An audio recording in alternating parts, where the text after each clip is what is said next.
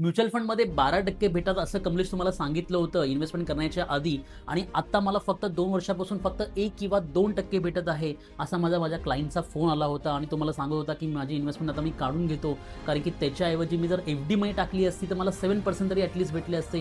तुझा mutual fund तर at least मला 1-2% देतोय. तर असे मला बरेच क्लायंटचे फोन किंवा मेसेजेस हे येत असतात.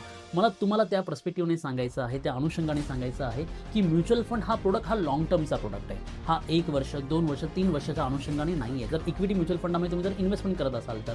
आणि जे काही रिटर्न्स तुम्हाला आम्ही सजेस्ट करतो, हा एव्हरेज रिटर्न असतो. कधी-कधी म्युच्युअल फंड 1-2 वर्षामध्ये तुम्हाला निगेटिव्ह रिटर्न देऊ शकतो. पुढच्या 2 वर्षामध्ये थोडेसे 5%, 6% असा रिटर्न देऊ शकतो आणि पुढच्या फेजमध्ये हा तुम्हाला जो काही 4-5 वर्षाचा जो काही निगेटिव्ह रिटर्न्स आहे, तो भरून तुम्हाला एव्हरेज हा 12% हा तुम्हाला भेटू शकतो. याची आपण खबरदारी ही घेतली पाहिजे आणि मी तुम्हाला सांगतो, की जेव्हा तुम्ही एफ-डी आणि म्युच्युअल फंडचं कंपॅरिझन करतात ना, म्युच्युअल फंड आणि एफ-डी हे 2 वेगळे प्रॉडक्ट आहेत. ओके, एफ-डी ही जनरली शॉर्ट टर्मसाठी केली जाते आणि म्युच्युअल फंड हे लाँग टर्मचं आहे.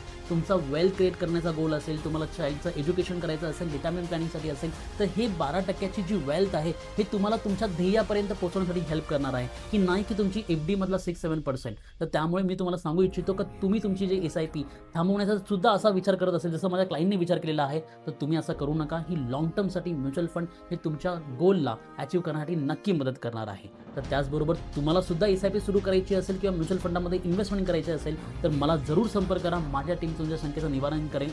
धन्यवाद.